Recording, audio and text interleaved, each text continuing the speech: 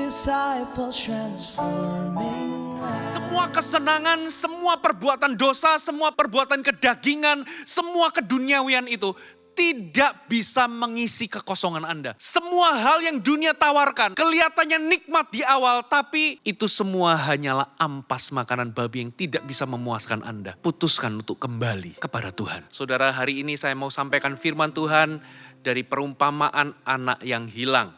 Kita sama-sama buka di Lukas pasal yang ke-15, saudara. Kita baca di ayat yang ke-11. Lukas 15 kita membaca di ayat yang ke-11. Perumpamaan tentang anak yang hilang. Yesus berkata lagi, ada seorang mempunyai 2 anak laki-laki. Kata yang bungsu kepada ayahnya, "Bapa, berikanlah kepadaku bagian harta milik kita yang menjadi hakku." Lalu ayahnya membagi-bagikan harta kekayaan itu di antara mereka. Beberapa hari kemudian, anak bungsu itu menjual seluruh bagiannya. Lalu pergi ke negeri yang jauh. Di sana ia memboroskan harta miliknya itu dengan hidup berfoya-foya. Setelah dihabiskannya semuanya, timbullah bencana kelaparan di dalam negeri itu. Dan ia pun mulai melarat. Sampai di sini dulu, saudara. Saudara, kisah ini bermula ketika seorang anak yang bungsu itu berkata kepada ayahnya, "Berikan bagian harta milik kami, milik saya dan kakakku, supaya kami bisa memperolehnya." Saudara, ini adalah sesuatu yang di luar kebiasaan atau di luar tradisi. Bahkan ini bisa dianggap sebagai sesuatu yang kurang ajar. Kenapa? Karena anak bungsu ini meminta harta warisan bahkan ketika ayahnya itu masih hidup. Ini sesuatu yang di luar kebiasaan. Lalu apa yang terjadi, saudara? Ternyata ayahnya itu, bapaknya itu masih bersikap baik kepada anak bungsu ini. Singkat cerita, ya, bapaknya itu memberikan apa yang memang menjadi hak warisannya. Mungkin saudara diberikan aset-aset, mungkin diberikan barang-barang, mungkin diberikan emas, mungkin juga diberikan tanah gitu ya. Dan apa yang terjadi setelah anak bungsu ini menerima semua bagian yang menjadi miliknya, ternyata ia menjual semuanya itu. Jadi kalau ada tanah dijual tanahnya, kalau ada perhiasan dijual perhiasannya, kalau mungkin dia dapat barang-barang yang berharga itu dijual semuanya, lalu ia memutuskan untuk pergi ke negeri yang jauh. Pergi untuk meninggalkan rumah bapaknya dan menuju ke negeri yang jauh. Memang gak disebutkan di sini, saudara, itu ke negeri mana. Tapi yang pasti ini adalah suatu negeri yang jauh dari tempat tinggalnya, dari rumah bapaknya. Nah, pertanyaannya adalah apa yang menyebabkan anak bungsu ini ingin meninggalkan rumah bapaknya? Saudara, memang gak dijelaskan di Alkitab, saudara. Bisa jadi ia gak percaya kepada kepemimpinan ayahnya. Bisa jadi mungkin ia tidak mau diatur oleh bapaknya. Ia gak mau diatur oleh ayahnya. Bisa jadi mungkin dia nggak mau hidup di bawah bayang-bayang kakaknya. Atau dia merasa nggak nyaman hidup di dalam keluarganya. Mungkin dia nggak nyaman, mungkin bersama dengan kakaknya. Atau mungkin dengan sanak famili yang lainnya. Tapi apapun alasan utamanya, intinya anak bungsu ini memutuskan untuk hidup seenaknya sendiri. Hidup bebas, ya, dia nggak mau lagi di bawah aturan. Ia memutuskan untuk mengatur hidupnya sendiri. Ia tidak mau di bawah aturan bapaknya. Ia nggak mau hidup di bawah pengaturan ayahnya. Saudara, jadi dia memutuskan untuk aku mau mengatur hidupku sendiri. Aku mau hidup bebas. Aku mau hidup sebebas yang aku kehendaki, yang aku mau. Intinya dia mau hidup saudara, semaunya atau sekehendak hatinya. Ia mencoba untuk mengatur hidupnya sendiri dan itulah sebabnya ia memutuskan untuk keluar dari rumah bapaknya, pergi ke negeri yang jauh. Saudara, dan apa yang terjadi saudara? Firman Tuhan mengatakan demikian saudara. Dikatakan dikatakan di sana ia memboroskan harta miliknya itu dengan hidup berfoya-foya. Jadi ketika dia keluar saudara, harta miliknya itu dia boroskan untuk dia bisa menikmati kesenangan. Dia berfoya-foya, dia menjadi bebas, dia menggunakan apa yang dia miliki saudara untuk saudara melakukan apapun yang dia mau saudara. Dia berfoya-foya, dia hidup senang-senang, bahkan saudara dikatakan di Alkitab saudara dia itu hidup saudara dengan pelacur-pelacur, dengan kata lain dia hidup dengan sekehendak hatinya. Ia hidup melakukan semua perbuatan daging, semua perbuatan dosa. Dan apa yang terjadi saudara? Dikatakan begini, kita baca di ayat yang ke-14. Setelah dihabiskannya semuanya, timbullah bencana kelaparan di dalam negeri itu dan ia pun mulai melarat. Saudara, ternyata kesenangan itu ada waktunya. Memang dia menikmati waktu-waktu yang menyenangkan, tetapi itu hanyalah sementara. Ia sampai di titik di mana uangnya habis, semuanya habis. Saudara, dan bukan hanya uangnya habis dan semuanya habis, ternyata sesuatu terjadi. Ada bencana kelaparan terjadi, saudara. Dan ia pun mulai melarat. Ia tidak punya apa-apa dan dia melarat. Saudara, bukankah apa yang firman Tuhan katakan ini adalah kondisi banyak di antara Anda, banyak di antara kita. Saudara, mungkin ada banyak di antara Anda juga memutuskan untuk menjauh dari Bapa, menjauh dari Tuhan. Ini bukan keadaan yang menyebabkan Anda demikian, tapi Andalah yang sengaja memutuskan untuk menjauh dari Tuhan. Apapun alasannya, mungkin saudara Anda menjauh dari Tuhan karena mungkin ada sesuatu yang terjadi di dalam hidup Anda yang Anda tidak mengerti dan Anda menjadi marah dan kecewa kepada Tuhan, lalu Anda memutuskan dengan sengaja menjauh dari Tuhan. Anda meninggalkan Tuhan. Atau mungkin memang Anda tidak mau diatur oleh Tuhan. Anda berkata bahwa ini hidupku sendiri. Ini adalah hidupku, hidupku adalah milikku. Aku mau lakukan semua atau segala sesuatu sesuai dengan apa yang aku inginkan. Aku mau buat dosa kek, aku mau lakukan ini kek, aku mau lakukan itu. Ini adalah hidupku, aku berhak atas hidupku. Jadi aku mau bersenang-senang, aku tidak mau diatur oleh Tuhan. Ini kan hidupku. Saudara, mungkin ada alasan yang lain. Mungkin selama ini Anda adalah seorang Kristen yang yang melayani Tuhan. Tapi karena satu dan dua hal, saudara, sama seperti anak bungsu ini mungkin merasa gak nyaman hidup di bawah bayang-bayang kakaknya. Mungkin saudara ada sesuatu yang terjadi bersama dengan saudara seiman. Apapun itu membuat Anda tidak nyaman. Dan Anda mulai meninggalkan rumah Tuhan, Anda mulai meninggalkan gereja, Anda memutuskan untuk hidup menjauh dari Tuhan dan menjauh dari komunitas. Atau, saudara, Anda merasa bahwa dengan hidup di dalam Tuhan, Anda merasa kehilangan banyak hal yang baik dalam hidup Anda. Anda merasa terkungkung, Anda merasa tidak bebas, Anda merasa bahwa Anda gak bisa menikmati sesuatu yang baik bagi diri Anda. Anda gak bisa menikmati hal-hal yang nikmat. Sehingga Anda memutuskan untuk aku menjauh dari Tuhan supaya aku bisa menikmati semua kesenangan, menikmati semua kenikmatan dunia ini. Apapun alasannya, intinya Anda memutuskan untuk hidup semau atau sekehendak hati Anda sendiri. Anda memutuskan untuk mengatur hidup Anda sendiri. Anda tidak mau diatur oleh Tuhan, Anda memutuskan untuk mengatur hidup Anda sendiri dan hidup sekehendak hati Anda.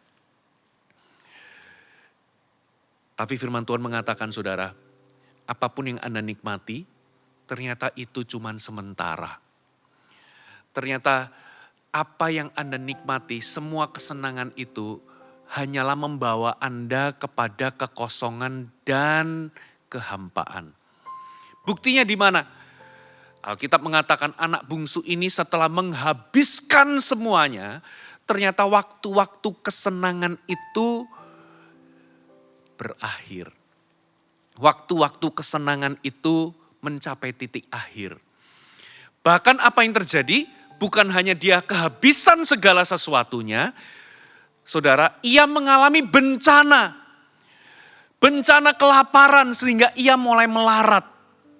Hari ini kalau Anda mau jujur, saudara, apa yang Anda anggap waktu-waktu kesenangan, apa yang Anda anggap itu adalah kenikmatan, apa yang Anda anggap itu kebebasan, ternyata itu memimpin Anda kepada kehampaan dan kekosongan. Itu memimpin Anda kepada kemelaratan rohani. Anda menjadi orang yang tidak terpuaskan. Anda menyangka dengan melakukan semua apa yang kau kehendaki, Anda menyangka bahwa Anda menerima kebebasan, menerima kepuasan, tapi ternyata kesenangan yang Anda jalani itu hanyalah sementara. Anda merasa senang, yes, tapi itu sesaat. Tapi yang Anda temui di ujung itu adalah kekosongan, kehampaan, dan Anda ditinggalkan melarat dan tidak terpuaskan. Anda merasa dengan Anda menjalani kesenangan dan hal-hal yang Anda kehendaki, Anda merasa fulfill, Anda merasa puas. Tapi ternyata itu semua membuat Anda hampa, kosong, dan lapar. Anda menjadi tidak puas. Dan bukan hanya itu, ada bencana terjadi. Anak bungsu ini mengalami bencana kelaparan. Apa maksud bencana kelaparan? Mungkin banyak di antara Anda bukan hanya kosong, lapar, dan hampa. Tapi Anda bahkan menanggung efek atau akibat dari perbuatan Anda. Beberapa di antara Anda kena penyakit. Beberapa di antara Anda kehilangan kesehatan Anda. Beberapa di antara Anda, tubuh Anda, karena Anda isi mungkin dengan narkoba, dengan rokok, dengan hal-hal, dengan obat-obatan. Saudara, sesaat itu memuaskan Anda, tapi ternyata Anda ditinggalkan kosong dan hampa. Bahkan itu berpengaruh kepada tubuh jasmani Anda. Anda menjadi terikat, Anda menjadi Anda menjadi kecanduan, sehingga tubuh Anda mulai merasakan kesakitan, tubuh Anda mulai ketagihan, kalau nggak dikasih, Anda nggak bisa. Dan itulah bencana yang dimaksud di Alkitab. Anda mulai menanggung hal-hal yang dari perbuatan-perbuatan yang Anda lakukan. Beberapa di antara Anda mungkin tertular penyakit, saudara. Karena kesenangan-kesenangan, karena hal-hal najis yang Anda lakukan. Ya, tubuh Anda mulai digrogoti. Dan berbagai efek dari dosa. Beberapa di antara Anda mungkin justru mengalami depresi karena Anda merasa kosong dan hampa. Beberapa di antara Anda mungkin merasa tersiksa oleh ikatan-ikatan dari si jahat. Saudara, ada gangguan-gangguan dan itu berupa ikatan dari si jahat. Dan itu mencuri kehidupan Anda, itu mencuri kesehatan Anda, itu mencuri banyak hal yang baik dalam hidup Anda. Saudara, tapi firman Allah belum berhenti di sini. Coba kita lanjutkan firman Allah. Dikatakan ayat yang ayat yang ke-15 dikatakan begini. Lalu ia pergi dan bekerja pada seorang majikan di negeri itu. Orang itu menyuruhnya ke ladang untuk menjaga babinya. Lalu ia ingin mengisi perutnya dengan ampas yang menjadi makanan babi itu. Tetapi tidak seorang pun yang memberikannya kepadanya. Ternyata anak bungsu ini ketika dia menyadari bahwa ia ini melarat, kehabis segala sesuatu yang tertimpa bencana. ternyata di titik ini dia bukannya kembali ke bapaknya, tapi ia pergi dan bekerja kepada seorang majikan. Saudara, ia mencoba bekerja kepada seorang majikan. Mungkin dia berharap hidupku akan baik-baik saja kalau aku mencoba bekerja kepada seorang majikan di negeri itu. Tapi apa yang terjadi, saudara? Bahkan saudara, majikan ini tidak dapat mengubah hidupnya.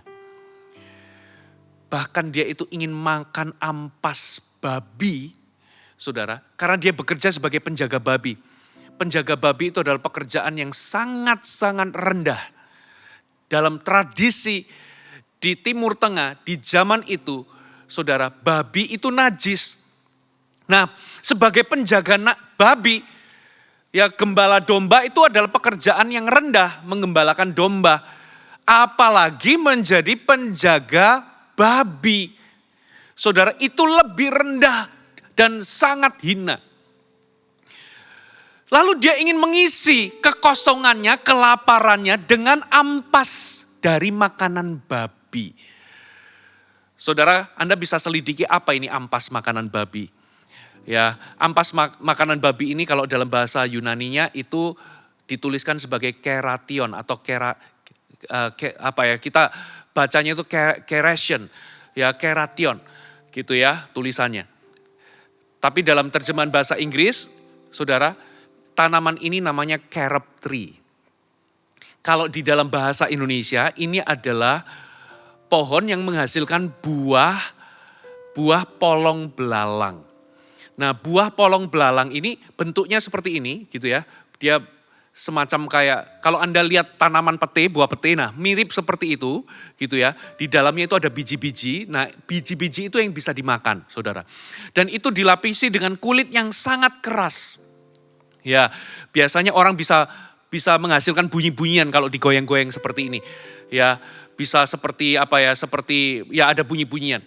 Nah, tanaman ini biasanya tumbuh di daerah Israel dan di daerah Syria, saudara, dan biasanya itu digunakan untuk sebagai makanan ternak atau makanan babi dan juga makanan dari orang-orang miskin. Nah, yang bisa dimakan itu buahnya.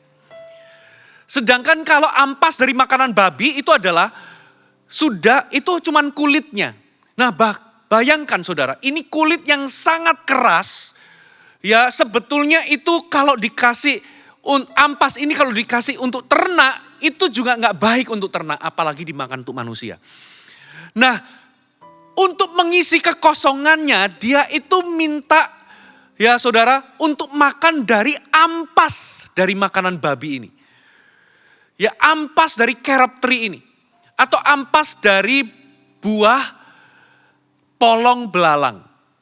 Saudara, buah polong belalang ini menurut beberapa penafsir inilah yang dimakan oleh Yohanes waktu di padang gurun. Jadi Yohanes itu bukan makan binatang belalang tapi makan buah polong belalang ini, saudara. Gitu ya.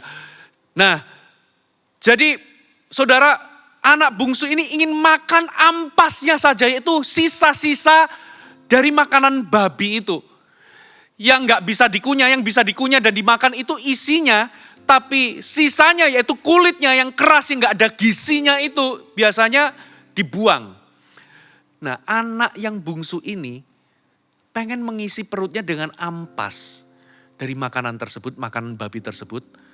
Tapi Alkitab katakan tidak ada seorang pun yang memberikannya.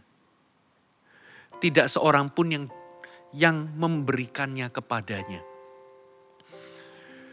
Anak bungsu ini sampai di titik yang paling rendah. Dia menyangka dengan bekerja pada majikan hidupnya akan berubah.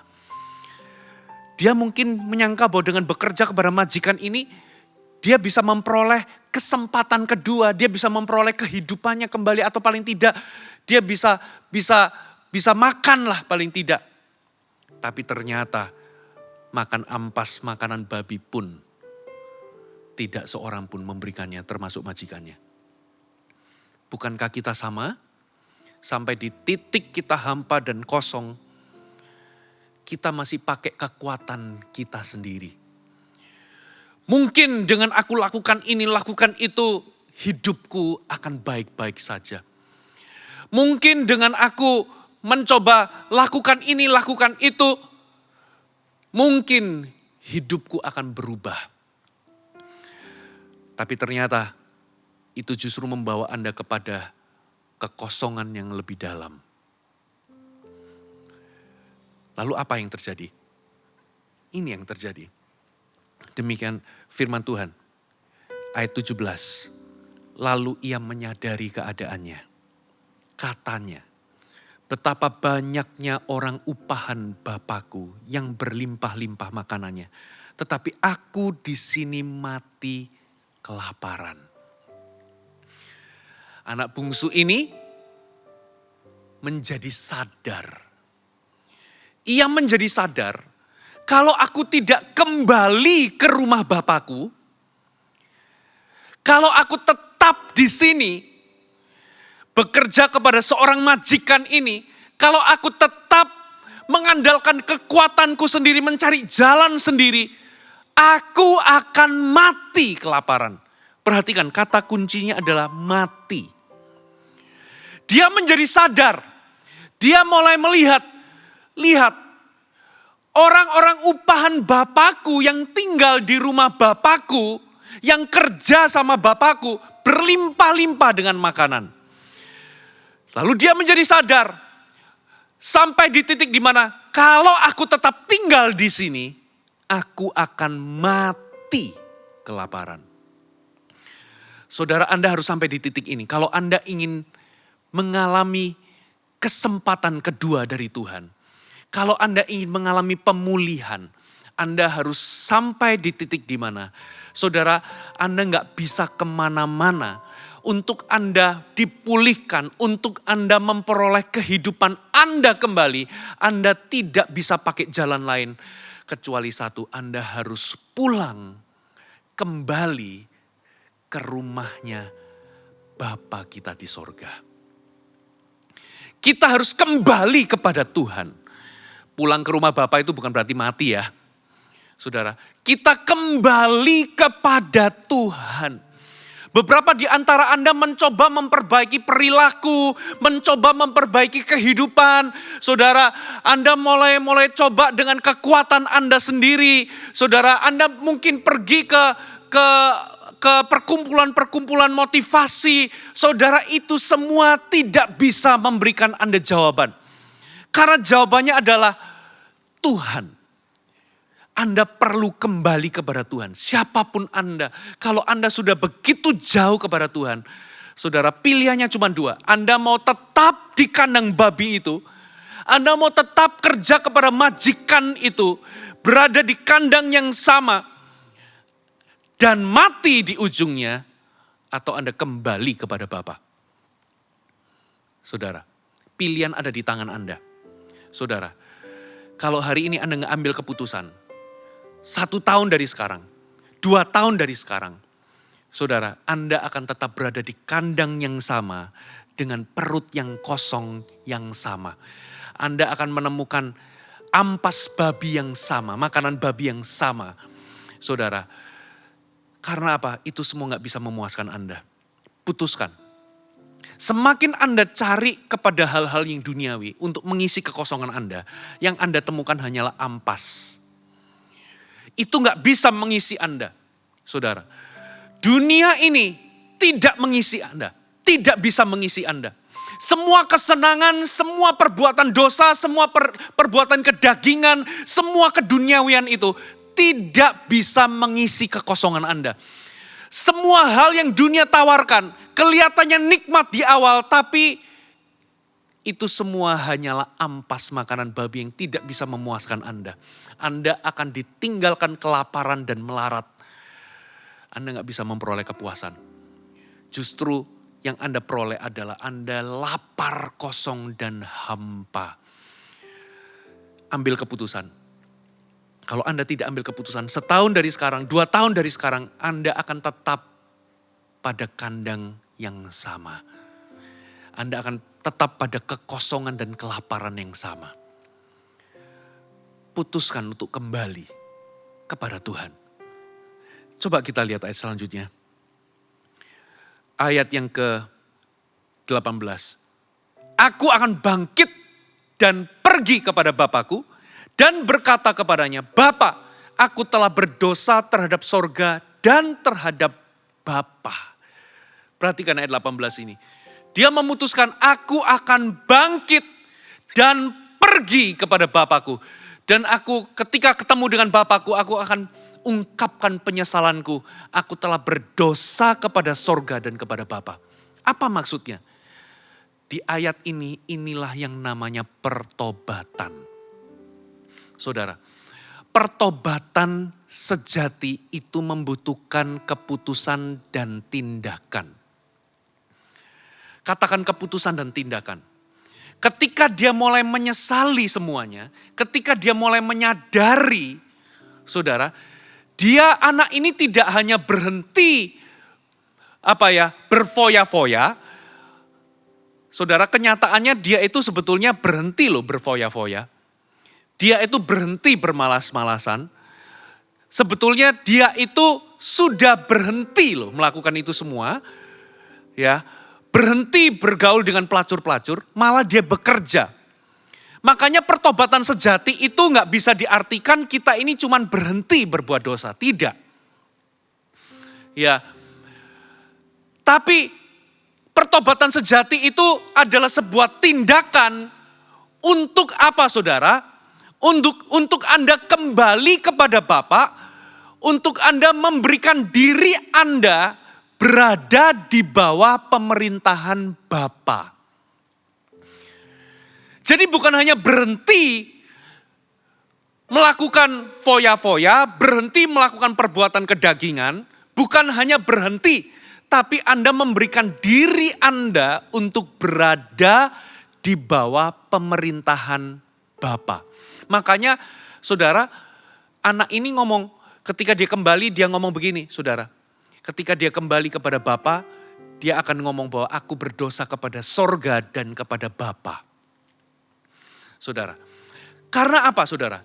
Dosa dia yang sebetulnya adalah ketika dia pergi dan mengatur hidupnya sendiri. Dia tidak lagi mau diatur oleh Bapa.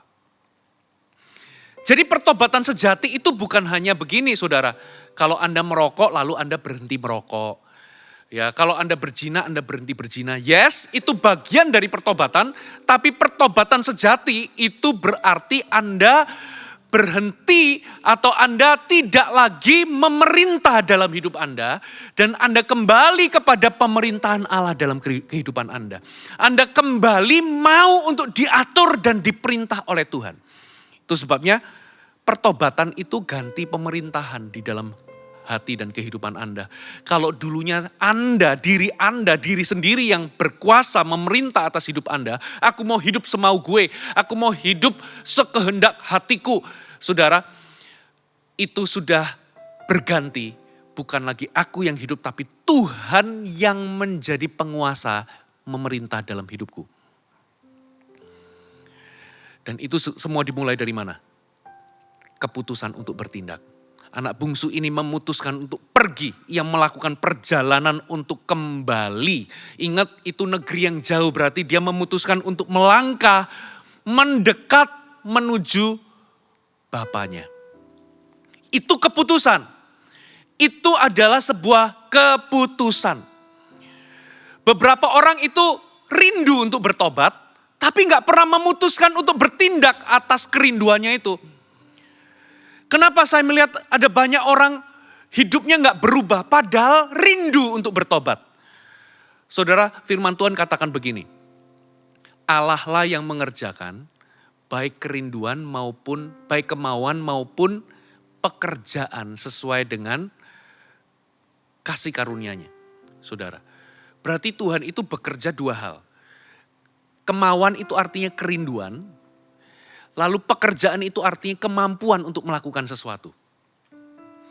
Nah, itu bagian Tuhan, memberikan kerinduan dan memberikan kemampuan. Tapi antara kerinduan dan kemampuan, itu harus ada yang namanya di tengah-tengahnya namanya keputusan atau bertindak atas keputusan Anda. Ya, Tuhan memberikan kerinduan, Tuhan akan memberikan kemampuan,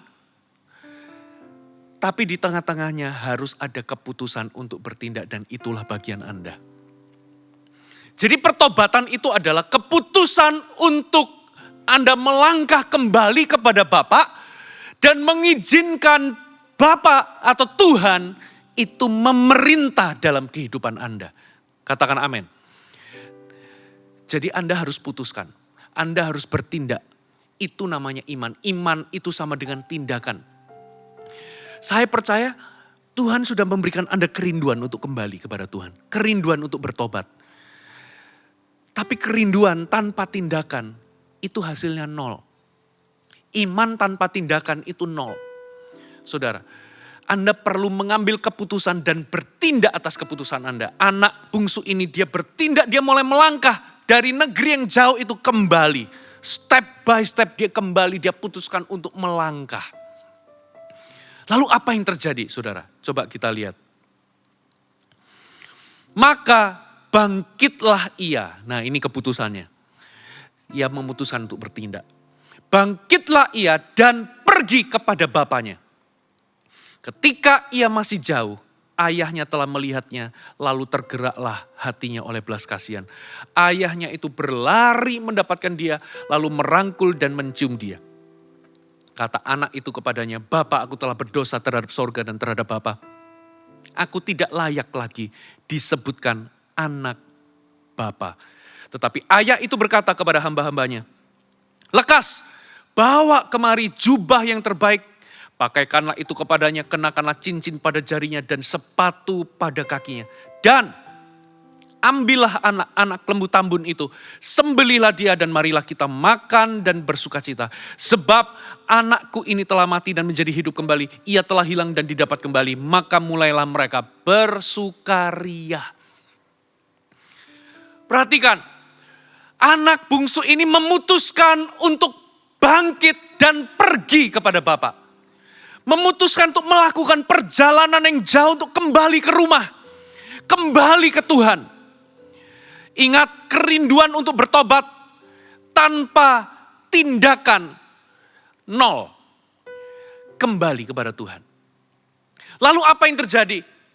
Waktu Anda kembali, lihat respon Tuhan. Dikatakan ayahnya itu melihatnya masih jauh. Lalu tergerak hatinya oleh belas kasihan. Lalu berlari mendapatkan anaknya itu, mencium dia dan merangkulnya. Saudara, ini luar biasa. Saudara coba bayangkan rumah bapaknya itu kayak gimana. Itu pasti rumahnya gede. Ya, bayangkan rumahnya itu pasti pintu gerbangnya gede. Nah, kalau dia itu ada di dalam rumah, mana mungkin dia bisa lihat kalau ada pintu gerbang. Saya kok curiga bapaknya ini sengaja setiap hari dia suruh para hamba-hambanya untuk buka pintu gerbang. Jangan ditutup. Dan kalau Anda pernah ke Israel, saudara, tanah Israel itu nggak flat begitu. Kadang berbukit gitu ya. Dan ayahnya ini bisa melihat dia dari jauh. Bisa jadi setiap hari ayahnya itu memutuskan untuk keluar dari rumahnya, keluar dari pintu gerbang rumahnya, ambil sebuah dataran yang agak tinggi, lalu tiap hari itu melihat kejalanan kehamparan jalan, melihat sambil menanti anaknya kembali. Makanya waktu anaknya masih jauh, ya anak masih jauh itu bukan di depan pintu gerbang loh, tidak, ini masih jauh. Berarti mungkin dia itu bapaknya itu tiap hari pergi ke satu spot di dataran tinggi. Ya lalu dia bisa melihat ke seluruh lembah atau ke seluruh jalanan menuju rumahnya. Dia bisa melihat, makanya dia bisa tahu ada seseorang yang kembali. Dan perhatikan anak bungsu ini kerja sebagai penjaga babi. Saudara, saya pernah waktu pertama kali saya diutus keluar dari Surabaya, diutus ke Manado untuk merintis gereja lokal di Manado. Waktu itu tahun 2002 akhir. Ya, saya usianya masih 20 early 20 gitu ya, masih 20 awal, saudara. Ya, sekretariat kita tinggal persis di sebelah kandang babi. Aduh, baunya, wanginya bukan main. Saudara, ya karena beberapa teman-teman itu tidur di sebelah kandang babi, untuk waktu yang lama mereka jadi terbiasa. Gitu ya. Nah, ketika ada orang baru datang di situ, mereka nggak tahan. Karena baunya memang bau, saudara. Ya, babinya sendiri itu bau, belum lagi kotorannya.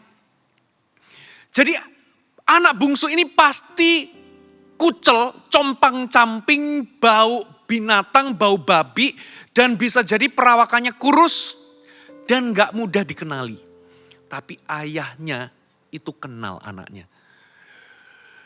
Ya, dikatakan ayahnya itu berlari, mungkin di atas perbukitan itu dia lihat anaknya masih jauh, ayahnya itu berlari. Saudara, menurut tradisi orang Israel, seorang bapak atau pria dewasa itu tidak berlari, mereka berjalan. Karena apa? Kalau berlari itu akan menurunkan derajat. Ya, martabatnya akan turun. Karena apa? Pria dewasa itu harus bersahaja, tidak berlari. Ayahnya berlari mendapatkan dia. Waktu masih jauh, bahkan mungkin sang anak belum lihat di situ ada ayahnya. Papanya sudah tahu. Ya, bapaknya itu turun berlari memeluk dia, mencium dia. Luar biasa. Apa maksudnya? Ini maksudnya, ketika Anda kembali, saudara, jalan menuju rumah itu sudah terbuka oleh karena darah Kristus. Ayat ini menggambarkan Yesus itu turun ke dunia. Yesus itu turun ke dunia. Mati buat kita, mencurahkan darah buat kita. Disitulah pintu terbuka untuk siapapun bisa kembali kepada Tuhan. Saudara, gak pernah dicatat kalau menurut adat, kalau anak sudah memberontak buat salah begitu kurang ajar sama bapaknya. Kalau dia kembali, bapaknya belum tentu mau terima. Kalaupun kembali bapaknya itu kebanyakan ayah akan lakukan begini. Kamu kalau mau datang ke sini merangkak. Sujud sambil merangkak ke sini. Bukan ayah yang mendatangi tapi anak yang mendatangi.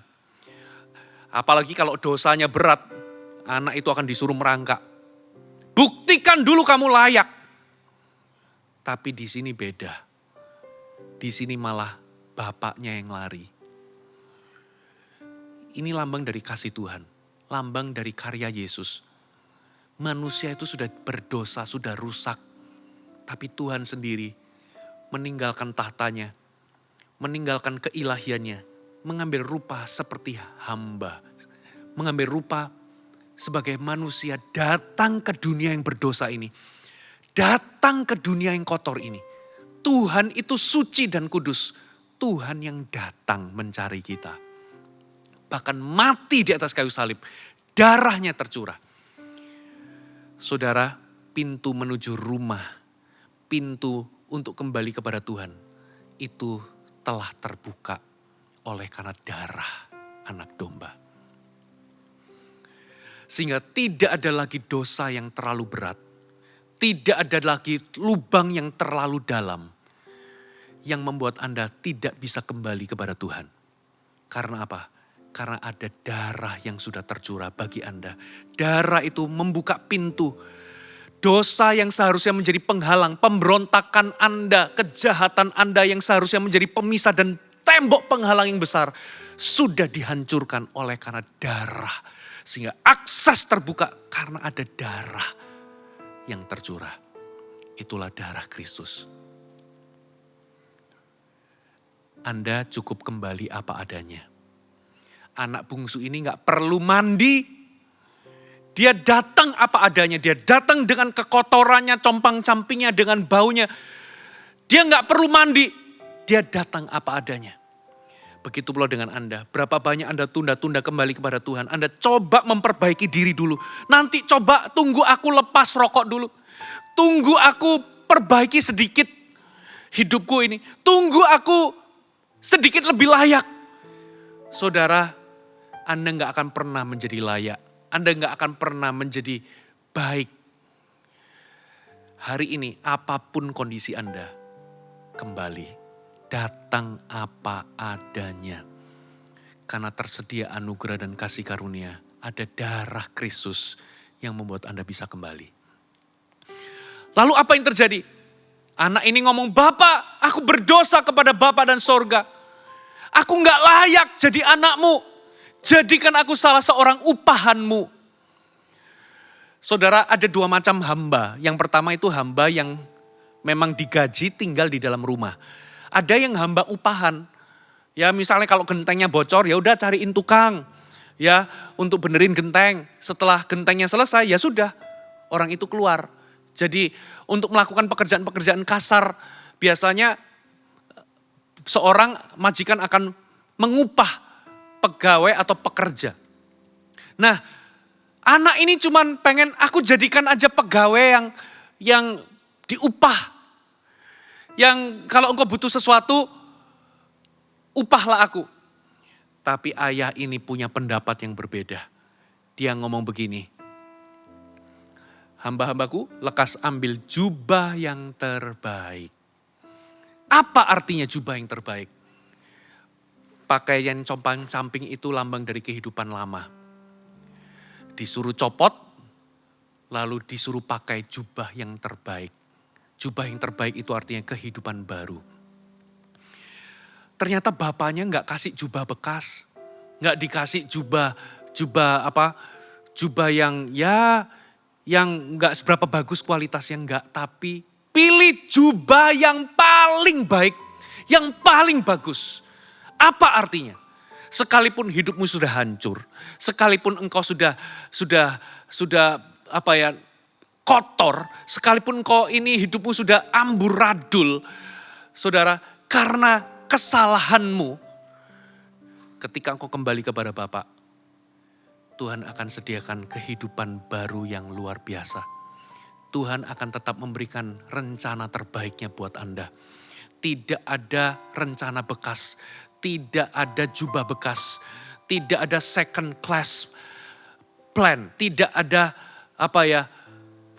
planning kelas kedua, itu enggak ada. Tuhan memberikan Anda rencana yang terbaik bagi hidup Anda. Dan bukan hanya jubah yang terbaik, dikasih cincin. Pakaikan cincin. Saudara, cincin itu lambang dari apa? Orang di zaman itu, saudara, kalau ingin mengesahkan dokumen penting, itu harus distempel, dicap pakai cincinnya. Jadi cincin itu lambang dari otoritas. Cincin itu juga sebagai lambang otoritas bahwa seseorang ini adalah ahli waris. Jadi dipulihkan kembali otoritasnya dan dianggap jadi anak yang punya legalitas untuk menerima warisan. Ahli waris. Dan bukan hanya itu, dikasih sepatu. Pegawai-pegawai atau hamba-hamba gak pakai sepatu. Tapi anak dikasih sepatu, lambang dari kehormatan dan kebebasan. Hanya kebebasan sejati kita dapat dari Tuhan. Saudara, hamba gak bisa masuk ke semua ruangan. Tapi anak bisa masuk ke semua ruangan. Gitu ya. Hamba gak boleh pakai sepatu, gak pakai sepatu.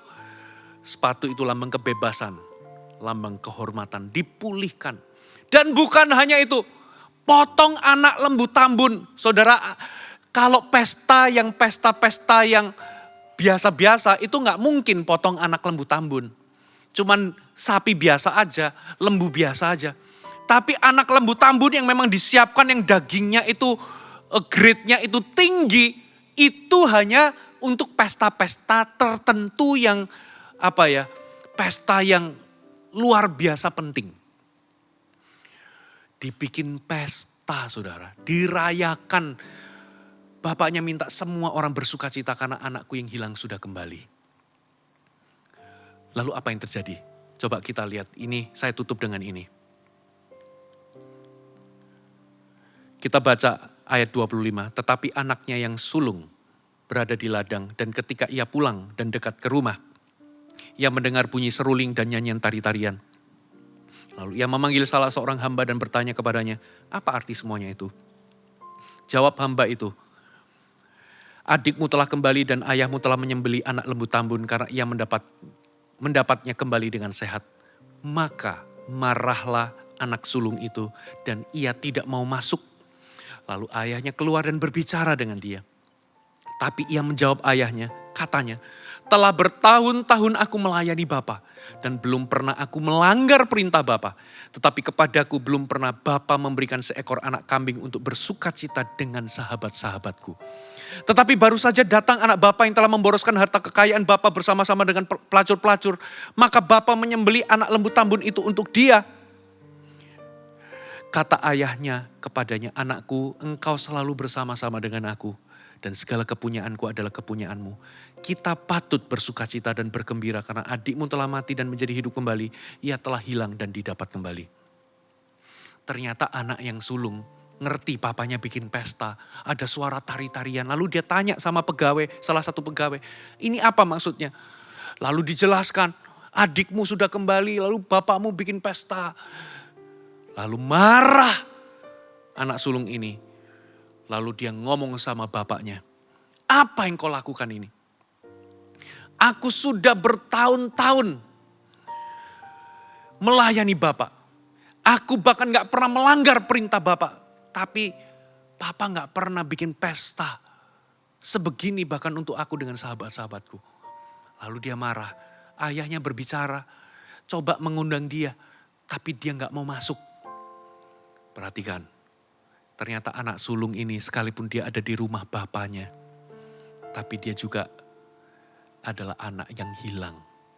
Ternyata di dalam kisah ini bukan cuma satu yang hilang.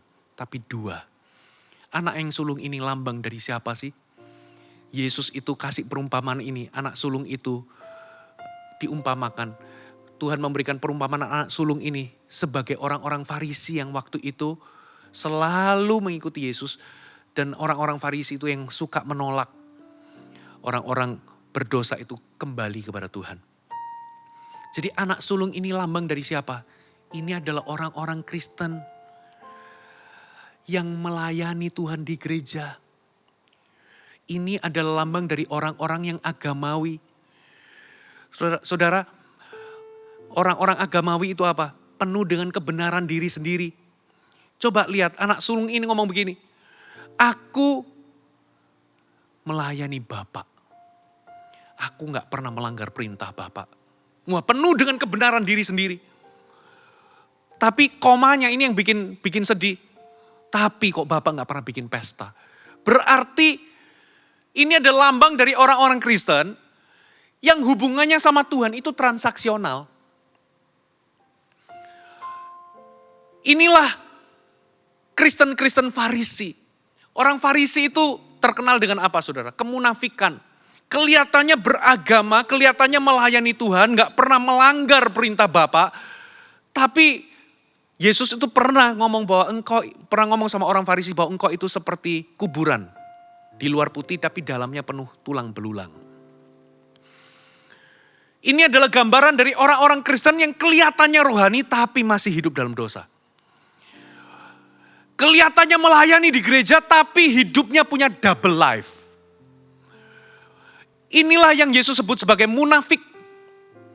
Kelihatannya rohani tapi sebetulnya di dalamnya penuh dengan dosa. Bahkan hubungannya dengan Tuhan itu cuma transaksional.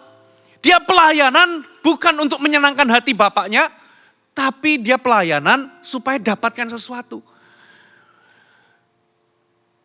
Makanya anak sulung ini ngomong begini, aku melayani Bapak. Aku gak pernah melanggar perintah Bapak. Bisa jadi dia bohong. Ya, karena orang Farisi itu munafik. Ya, tapi dia gunakan itu untuk apa? Tapi Tuhan, kenapa engkau gak pernah bikin pesta?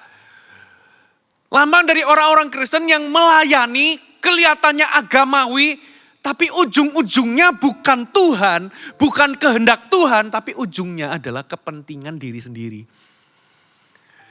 Melayani untuk mendapatkan sesuatu transaksional. Saudara, anak sulung pun perlu kembali. Anak sulung pun perlu bertobat. Anak sulung ini ada di rumah Bapa, ngakunya tidak melanggar perintah Bapa, tapi buktinya ternyata munafik. Kehendak bapaknya adalah menerima adiknya, tapi dia malah marah. Diundang masuk, ayo ikut pesta, katanya nggak pernah melanggar. Tapi justru dia diundang masuk, dia nggak mau. Dia keluar dari rumah. Ada orang kelihatannya di gereja, tapi nggak benar-benar hidup dalam pertobatan. Ternyata di sini bukan hanya orang-orang yang berdosa yang meninggalkan Tuhan, nggak pernah ke gereja, di luar Kristus yang perlu bertobat, tapi juga orang-orang Kristen yang masih punya hidup ganda. Kelihatannya melayani, tapi juga masih hidup dalam dosa. Kasih yang sama. Kalau anak bungsu itu diterima, anak sulung pun diterima. Hari ini putuskan, siapapun Anda, apakah Anda tipe anak sulung atau apakah Anda tipe anak bungsu, pastikan kita menemukan jalan untuk kembali kepada Tuhan. Pintunya terbuka, darahnya tercurah bagi kita semua. Pemulihan kebebasan tersedia buat kita. Pengampunan dosa, hidup yang baru, kesempatan kedua tersedia bagi kita ketika kita kembali kepada Tuhan. Mari kita masuk dalam hadirat Tuhan.